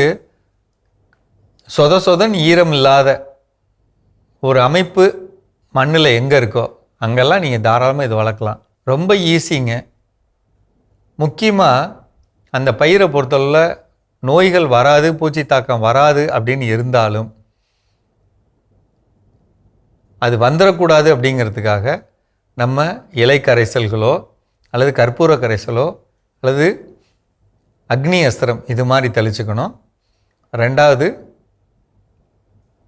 இப்படி ஒரு வழிமுறை செய்ய முடியுமான்னு பாருங்கள். 100 லிட்டர் தண்ணியில் அழுகல் வரக்கூடாதுன்னு சூடோமோனாஸ் 1 லிட்டர், முக்கியமாக பூச்சி கிடைக்கக்கூடாதுன்னு வெட்டிசிலியம் லக்கானி 1 லிட்டரு, 1 லிட்டர் மீன் அமிலம், சோலுபார் 300 கிராம் அல்லது எருக்கு கரைசல் 30 லிட்டரு. இது கூட முக்கியமாக பெர்ஃபெக்ட்னு ஒரு திரவம் இருக்குது. இது பெர்ஃபெக்ட்டுங்கிற திரவம் வைரஸ்க்கு எதிரானது. வைரஸ் கிருமிகளை எதிர்க்கிறது அல்லது வைரஸ் கிருமிகளை உருமாற்றுறது, அதான் அவருடைய வேலை. பெர்ஃபெக்ட் 100 லிட்டருக்கு 200 மில்லி. இதை கலந்துக்கணும். கலந்து 12 நாளைக்கு ஒரு முறை தெளிச்சுக்கிட்டா போதுங்க. எந்த விதமான நோய் இல்லாத ஒரு பயிர் எடுக்கலாம். நம்ம ஏற்கனவே தரையில் கொடுக்குற பொருள்கள்லாம் சொல்லியிருக்கோம். முக்கியமாக கோழி எரு அல்லது சாணம் அல்லது ஆட்டு எரு, அது கூட கடலை புண்ணாக்கு கரைசல், சாம்பல் போட சொல்லியிருக்கோம், சுண்ணாம்பு போட சொல்லியிருக்கோம், எருக்கு கரைசல் கொடுக்க சொல்லியிருக்கோம். இதெல்லாம் நீங்கள் தரையில் கொடுத்துக்கலாம். எனக்கு தெரிஞ்சுங்க, பெரும்பாலான பகுதிகளில் 1/4 ஏக்கரில் 60,000 ரூபாய் 50 நாளில் வருமானம் கிடைக்கிறது. 60,000 ரூபாய். இது குறைந்தபட்ச தொகை. ஒரு சில பேர்லாம் 75, 80 எடுத்தாங்க. இது எப்போ நடக்கும்? இப்போயே திட்டமிட்டு செய்யணும். யாரெல்லாம் மெயின் ரோட்டை ஒட்டி இருக்க பகுதிகளில் நம்ம நிலம் வச்சுருக்கோமோ தயவுசெய்து செஞ்சு பாருங்கள். அதோட விதைகள் கேளுங்க, நான் வாங்கி தரேன், நம்பர் தரேன், நீங்கள் பேசிக்கங்க. தரமான விதையாக நீங்கள் வாங்கி போட்டுக்கோங்க. இந்த பதிவை பார்க்குறது நீங்கள் முக்கியமாக கள்ளக்குறிச்சி மாவட்டம், கள்ளக்குறிச்சி, விழுப்புரம், செங்கல்பட்டு, காஞ்சிபுரம் அதிகமான விற்பனை வாய்ப்பு இருக்குங்க. அதே மாதிரி கீழே விருதுநகர், திருநெல்வேலி, தூத்துக்குடி. நிலத்தை சும்மா போடாமல் அதே நேரத்தில் வருமானம் பார்க்க இந்த ஒரு வெயில் நாட்களில் இது ஒரு முக்கிய வாய்ப்பு. இந்த வெள்ளரி ஒரு முக்கிய வாய்ப்பு. குறைந்த செலவுங்க, 10,000 ரூபாக்குள்ளே தான் செலவு வரும். 60,000 ரூபாய் நமக்கு விற்பனை ஆகும். 50,000 ரூபாய் லாபம் சம்பாதிக்கலாம். செஞ்சு பாருங்கள். மீண்டும் சந்திப்போம். சிறப்பான உழவும் உயர்வும் பகுதி பார்த்துட்டோம். அதோட இன்றைக்கி நம்ம பேசிகிட்டு இருக்கிறோம் கடவுள் வணக்கம் நிகழ்ச்சியில். ஒவ்வொரு நாளும் உற்சாகத்தோடு செயல்படுவதற்கு நாம் செய்ய வேண்டிய செயல்கள் அடுத்ததாக என்ன? அந்த எனர்ஜெட்டிக் ஸ்டாப் ஆகிறதுக்கு மெயின் ரீசன் என்ன அப்படின்னா, ஃபர்ஸ்ட் நம்மளே நம்பாமல் இருக்கிறது தான். ஒவ்வொரு நாளும் நம்ம ஏதோ ஒரு செயல் செய்கிறப்போ இது என்னால் முடியுமா அப்படின்ற ஒரு கேள்வியை நம்ம எப்பவுமே ஒரு டவுட்ஃபுல்லாக கேட்குறோம்ல, அது கேட்காம இருக்கணும். இது என்னால் முடியும் அப்படின்னு நம்ம நம்பணும் முழுசா. அப்படி நம்புறப்பவே ஆட்டோமேட்டிக்காக அந்த எனர்ஜெட்டிக் அப்படின்றது கிடைக்கும். விஷயம் தான் சொல்லுவாங்க, உன் மீது உனக்கு நம்பிக்கை இல்லை என்றால் கடவுளே நேரில் வந்தாலும் பயனில்லை. ஒண்ணுமே பயனில்லையே. விவிலியத்திலே வாசிக்கிறப்போ ஒவ்வொரு புதுமைகள் இயேசு கிறிஸ்து செய்கின்ற பொழுதும் சொல்லக்கூடிய விஷயம், கேட்கக்கூடிய விஷயம் என்னன்னு பார்த்தீங்கன்னா, நீ நம்புறியா? கேட்கக்கூடிய விஷயம் நம்புறியா? 18 ஆண்டுகள் ரத்தப்போக்கூடிய பெண், அவங்க நம்புனாங்க. நான் தொட்டா எனக்கு அவர் என்னை தொடணும், என்கிட்ட அவர் பேசணும், என்னை அவர் தொட்டு ஆசீர்வதிச்சா தான் என் நோய் போகணும் இல்லை. எனக்கு அவருடைய ஆடையோட விளிம்பு லைட்டா தொட்டணும், நிச்சயமா எனக்கு என்ன ஒரு குணம் கிடைக்கும். அவர் ஒரு மிகப்பெரிய வல்லமை மிக்க ஒரு மானிட மகன். அப்போ அவருடைய அந்த வல்லமை எனக்கு என்ன பண்ணும், சுகத்தை கொடுக்கணும். என்ன பண்ணாங்க, நம்பினாங்க. அசைக்க முடியாத ஒரு நம்பிக்கை. அந்த நம்பிக்கையினுடைய பலமே என்ன அப்படின்னு பார்த்தீங்கன்னா, 100% முழுமையாக எதை நம்புகிறோமோ அதை நம்மளால என்ன பண்ண முடியும், பெற்றுக்கொள்ள முடியும். நமக்கு பல நேரங்கள் என்ன அப்படின்னா ஐயப்பாடு நிறைய இருக்குது. அதுக்கு நம்ம என்ன இருக்கக்கூடிய அந்த வாழ்வியல் சூழல், நமக்கு சந்திக்கக்கூடிய விஷயங்கள், அதாவது பகுத்து உணரக்கூடிய அந்த பகுத்தறிவை எதற்கு பயன்படுத்த வேண்டுமோ அதில் விட்டுட்டு சில நேரங்கள் இதில் எப்படி இது நடக்கும், இது எப்படி நடக்கும், நம்ம கேட்கக்கூடிய கேள்விகள், அவநம்பிக்கையான கேள்விகள் என்ன பண்ணுது, நம்முடைய நம்பிக்கை என்ன பண்ணுது, போக்கடிச்சது. ஸோ நாம் எப்போது 100% முழுமையாக நம்புகிறோமோ அந்த நம்பியதை நிச்சயமாக 100% நம்மால் பெற்றுக்கொள்ள முடியுங்கள, மாற்று கருத்து கிடையாது. யாரெல்லாம் பெற்றுக்கொண்டார்களோ அவர்களுக்கு இது நிச்சயமா நன்றாக தெரிந்திருக்கும். ஸோ அந்த வகையில நாம் மற்றவங்க நம்மளனாலும் பரவாயில்ல, நம்மை நம்பி செயல்படுகின்ற பொழுது நம்மால் உற்சாகமாக செயல்பட முடியும். இன்னும் நம்ம உற்சாகமா இருப்பதற்கு என்னென்ன செய்ய வேண்டும்ன்றதை தொடர்ந்து பேசலாம். இப்ப அடுத்த பகுதி பார்க்கலாம்.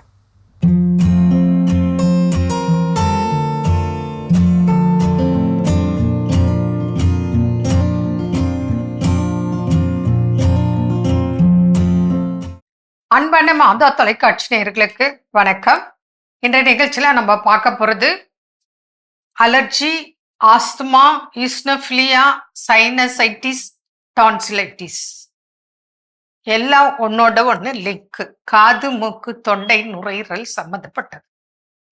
இப்போ சாதாரணமா இம்யூனிட்டி கம்மினா நமக்கு அலர்ஜி வரலாம். அது ஃபுட் அலர்ஜி இருக்கலாம், டஸ்ட் அலர்ஜி இருக்கலாம், ட்ரெஸ்ஸு கூட அலர்ஜி இருக்கலாம், மெடிசன் அலர்ஜி இருக்கலாம், ஏகப்பட்ட அலர்ஜி. அது பேசிக்லி இம்யூனிட்டி கம்மி. அந்த இம்யூனிட்டி இன்க்ரீஸ் பண்ணா முள்ளை முள்ளால் எடுப்பது போல் அலர்ஜியை சரி பண்ணலாம். இப்போ ஒரு எலுமிச்சம்பழம் ஜூஸ் குடிச்சா எனக்கு ஒத்துக்கல, வெண்டைக்காய் சாப்பிட்டா ஒத்துக்கல, கீரை சாப்பிட்டா ஒத்துக்கல, வெள்ளை பூசணி சாப்பிட்டா ஒத்துக்கல, எவ்வளோ பேர் சொல்றாங்க இளநீர் சாப்பிட்டா எனக்கு தொண்டெல்லாம் கட்டிக்கும், கோல்ட் ஆயிடும், தலைவலிக்கும், வீசிங் வந்துடும், இப்படி எல்லாம் சொல்றாங்க. இது அலர்ஜினாலையும் வரும். அப்போ பேசிக்கலி இம்யூனிட்டி இன்க்ரீஸ் பண்ணும், டாக்ஸின்ஸ் வெளியே போடும். அதுதான் நம்ம ட்ரீட்மெண்ட் கான்செப்டே மெயின் அதுதான். அப்போ அர்டிகேரியா இல்லை தும்மல், ஸ்னீசிங், ரன்னிங் நோஸ், மூக்கடைப்பு என்ன வேணா இருக்கலாம், அடுக்கு தும்மல் எல்லாத்துக்கும் ட்ரீட்மெண்ட் இருக்கு. அடுத்தது பார்த்தீங்கன்னா சைனசைட்டிஸ், தலைபாரோ இப்படி கழுத்து கீழே தொங்க போட்டா முடியாது, கொஞ்சம் லேட்டாக சாப்பிட்டா முடியாது, சைனசைட்டிஸ் ப்ராப்ளம். வெளியில போயிட்டு வந்தா சைனசைட்டிஸ் ப்ராப்ளம். புரியுதுங்களா? நிறைய காரணங்கள். டென்ஷன் ஆனா, தூக்கம் இல்லாதனால, இப்படி எல்லாம் இன்னைக்கு மக்கள் வந்து சைனசைட்டிஸ்ல கஷ்டப்படுறாங்க. அவங்களுக்கும் எத்தனை முறை சர்ஜரி பண்ணாலும் தீராம திரும்ப திரும்ப திரும்ப சைனசைட்டிஸ் வருது. இங்கெல்லாம் வலி, இங்கெல்லாம் வலி, தலைபாரம், இரிட்டேட் பண்ணும், டென்ஷன் ஆவாங்க. நல்லா தூங்கி எழுந்தாதான் அவங்களுக்கு அந்த தலைவலி போகும். சில நேரங்கள்ல சும்மா கொஞ்சம் வெளியே வெயில்ல போயிட்டு வரக்கூடாது, மழையில போயிட்டு வரக்கூடாது, குளிர்காத்துல போயிட்டு வரக்கூடாது. ஏகப்பட்ட காரணங்கள் சைனசைட்டிஸ். அதற்கும் அறுவை சிகிச்சை இல்லாமல் ட்ரீட்மெண்ட் உண்டு. இப்போ இந்த சைனசைட்டிஸ் உள்ளக்க மாத்திரம் கேக்கு, தயிர், முட்டை தயவு செய்து சாப்பிடாதீங்க. நீங்க உங்க ரிப்போர்ட் எடுத்துட்டு வாங்க, இல்லை உங்க சிம்டம்ஸ் சொல்லுங்க, ட்ரீட்மெண்ட் இருக்கு. நிச்சயமாக நீங்கள் கடைபிடித்தால் குணமாகும் வாய்ப்பு மிகுதியா இருக்கு. அதை பயன்படுத்திக்கோங்க. அடுத்தது டான்சிலைட்டிஸ், தொண்டையில் சதை வளர்ச்சி. எவ்வளோ குழந்தைகள் சும்மா ஒரு சாக்லேட் சாப்பிட்டா உடனே ஃபீவர், காஃபு, தொண்டை வலி, விழுங்க முடியாது, சாப்பிட முடியாது. உடனே ஆன்டிபயோட்டிக் கொடுத்தா ரெஸ்பாண்ட் பண்ணாது.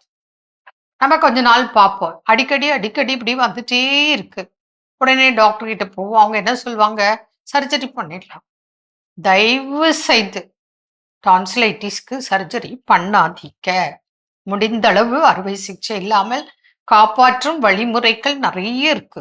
நீங்க கூட்டிட்டு வாங்க, நாங்க பார்த்துட்டு ட்ரீட்மெண்ட் ஆயுர்வேத முறைப்படி உங்களுக்கு ட்ரீட்மெண்ட், டயட். இந்த டான்சிலைட்டிஸ் உள்ளவங்களுக்கு சில டிப்ஸ்.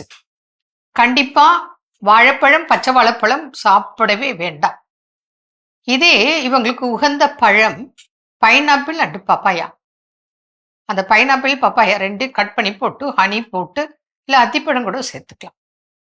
சாப்பாடு போல அது கொடுக்கலாம் 2 நேரம் ஒரு நாளைக்கு.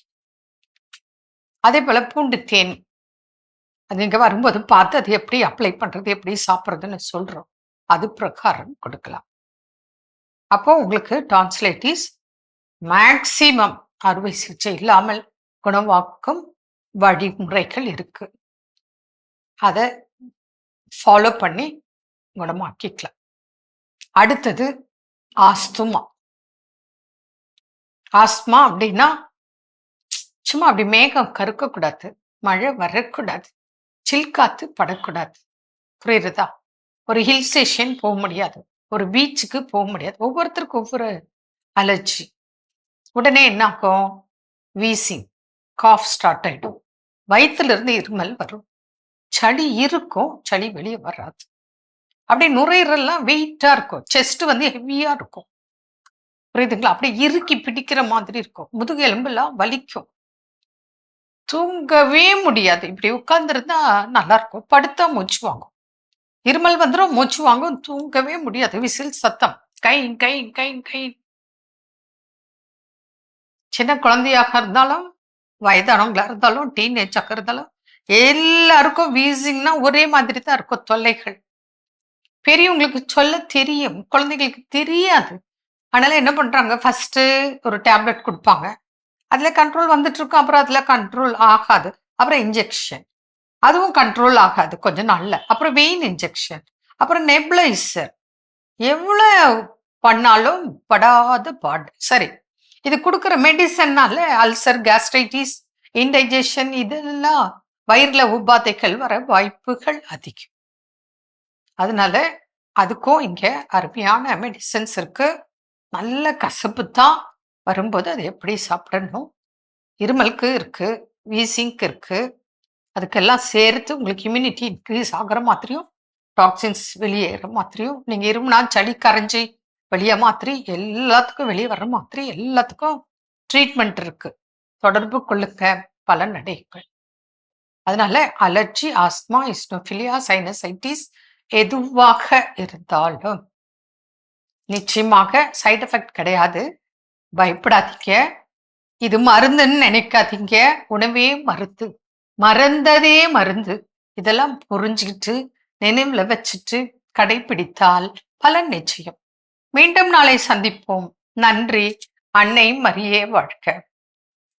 மிக சிறப்பான அற்புதமான நம்ம ஒரு வைத்தியம் பகுதி நம்ம பார்த்துட்டோம். எஸ், இன்றைய நாள்ல எப்படி உற்சாகமா இருக்கலாம், ஒவ்வொரு நாளும் புத்துணர்ச்சியோட இருக்கலாம் அப்படின்னு சொல்லி நம்ம பேச ஆரம்பிச்சோம். கடைசி பகுதிக்கு வந்தாச்சு. கடைசியா என்ன பண்ணணும்? கடைசியாக என்ன அப்படின்னா, எங்களுக்கு ஒரு மாதிரி கிளாஸ் எடுத்திருந்த ப்ரொஃபஸர் வந்து சொன்ன விஷயம் நம்புங்க. இதே நம்பிக்கையை பற்றி கிளாஸ் எடுத்துகிட்டு இருந்தார். ஐ திங்க் மாரல் எஜுகேஷன் கிளாஸ்ன்னு நினைக்கிறேன். அப்போ அதை வந்து நம்பிக்கையை பற்றி கிளாஸ் எடுத்தப்போ சொன்ன விஷயம், நம்புங்க, எல்லாமே உங்கள் லைஃப்பில் நடக்கும், நம்புங்க, இன்றைக்கே நடக்கும்னு என்ன பண்ணுங்க, நம்புங்க அப்படின்னா. அப்போ நம்ம எப்பவுமே கேள்வி கேட்போம் இல்லையா? அதுபோல் மாணவர்கள் ஒருத்தர் வந்து கேள்வி கேட்டால், இன்றைக்கி நடக்கலன்னா என்ன சார் பண்ணுறது, நான் நம்புறேன் சார், நீங்கள் நடக்கலன்னா என்ன சார் பண்ணுறது, அப்போ நாளைக்கு நடக்கும், அவ்வளோதான். Very simple answer. இன்றைக்கி நடக்கல, நம்ம நாளைக்கு நடக்கும். ஸோ அப்போ அந்த நம்பிக்கை எனக்கு இன்று நான் பெற்றுக்கொள்ள நான் முழுதாக நான் நம்புறேன். ஆனால் ஏதோ ஒரு சின்ன ஐயப்பாடு எனக்குள்ள எனக்கும் தெரியாமல் என்ன பண்ணிருக்கு இருந்திருக்குது. ஸோ அது இன்னைக்கு என்ன பண்ணல, எனக்கு கிடைக்கல. அப்போ நான் என்ன பண்ண, அடுத்து என்னுடைய நம்பிக்கை நாளை நாள், இன்னைக்கு கிடைக்கலையா, எனக்கு நாளைக்கு கிடைக்கும். ஸோ ஆனால் நம்பிக்கையை மட்டும் என்ன பண்ணிடக்கூடாது, விட்டுவிட கூடாது. இன்றைய நாள் யாரெல்லாம் திருமண நாள், பிறந்த நாள் கொண்டாடுறாங்களோ அவங்க எல்லோருக்குமே நம்முடைய வாழ்த்துக்கள் தெரிவிச்சுக்கலாம். கண்டிப்பா. அது மட்டும் இல்லாம அவங்களுக்கான சிறப்பான இறையாசிர் காத்துட்டு இருக்கு, பார்க்கலாம்.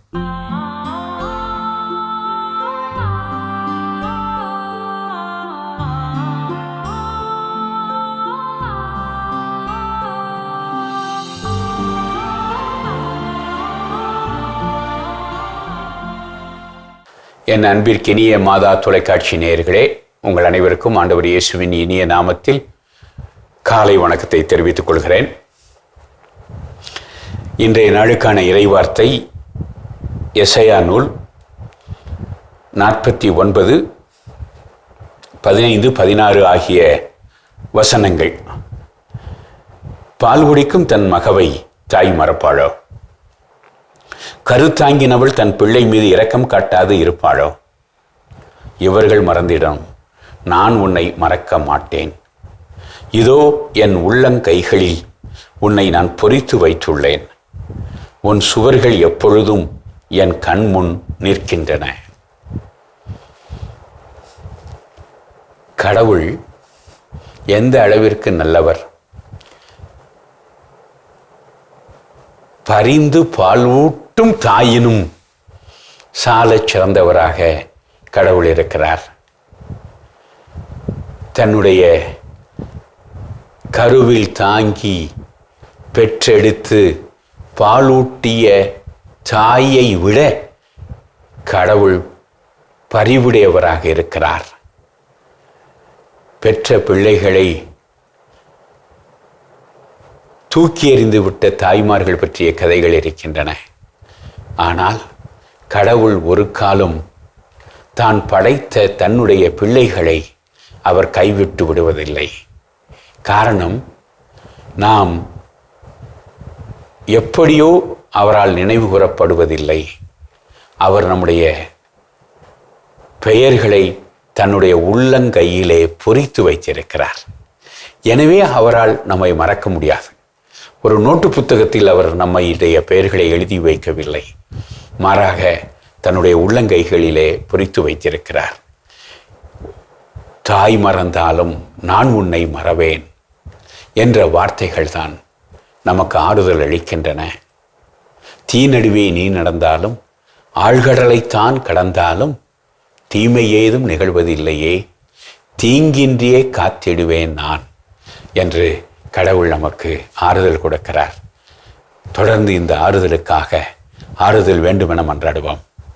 அன்பின் ஆண்டவரே, ஆறுதலின் கடவுளே, எங்களை நீர் எவ்வளவு அருமையாக அன்பு செய்கிறீர்.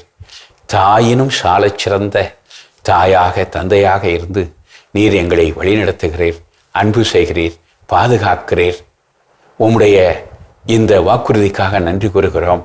நாங்கள் தீயினில் நடந்தாலும் ஆழ்கடலை கடந்தாலும் தீமை ஏதும் நிகழாது என்று நீர் கொடுத்த வாக்குறுதிக்காக நன்றி கூறுகிறோம்.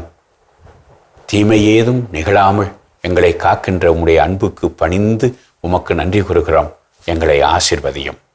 எல்லாம் வல்ல இறைவன், தந்தை, மகன், தூய ஆவியார் உங்களை ஆசீர்வதிப்பாராக. ஆமென். மகிழ்ச்சி. நம்ம அன்பு ஆயரோட இறையாசிர் நம் அனைவருக்கும் நிறைவா கிடைச்சிருக்குது. இந்த மகிழ்ச்சியோடு இன்றைய நாளில் கற்றுக்கொண்ட ஒரு சிறப்பான பாடம், நம்முடைய வாழ்வில் ஒவ்வொரு நாளும் உற்சாகத்தோடு செயல்படுவதற்கு நாம் செய்ய வேண்டிய செயல்கள். கண்டிப்பாக இதை பின்பற்றுகின்ற பொழுது ஒவ்வொரு நாளும் உற்சாகத்தோடு நம்மால் என்ன பண்ண வாழ முடியும். ஸோ இன்னைக்கு சிறப்பான சிந்தனை கொடுத்த கடவுளுக்கு நன்றி சொல்லி இன்னைக்கு நம்ம நிகழ்ச்சி நிறைவு செய்த நாள் இனிதே தொடங்கலாம். அன்பானவர்களே, சிந்தனைகளை சிந்திப்போம், நல்ல மனம் படைப்போம், மகிழ்ந்திருப்போம் என்ற இந்த சிந்தனையோடு இன்றைய கடவுள் வணக்கம் நிகழ்ச்சியை நாங்கள் நிறைவு செய்கிறோம். இந்த நாள் இனிய நாளாக அமைய மாதா தொலைக்காட்சியின் வாழ்த்துக்களும் ஜெபங்களும். மீண்டும் உங்களை கடவுள் வணக்கம் நிகழ்ச்சியில் சந்திக்கும் வரை உங்களிடமிருந்து விடைபெறுகின்றோம். இயேசுவுக்கே புகழ். மரியே வாழ்க. நீ ஆர்ட்ஸ் தானடா படிச்ச, எப்படி ஐடில வேலை பாக்குற? எந்த டிகிரினாலும் பரவாயில்லண்ணா. சென்னையில் இருக்க எஸ்எல்ஏ ஐடி ட்ரைனிங் இன்ஸ்டியூட் தான் நான் ட்ரைனிங் எடுத்தேன். மாசம் 30,000 சம்பாதிக்கிறேன். சூப்பர்டா. For IT training and placement, contact 8870767784.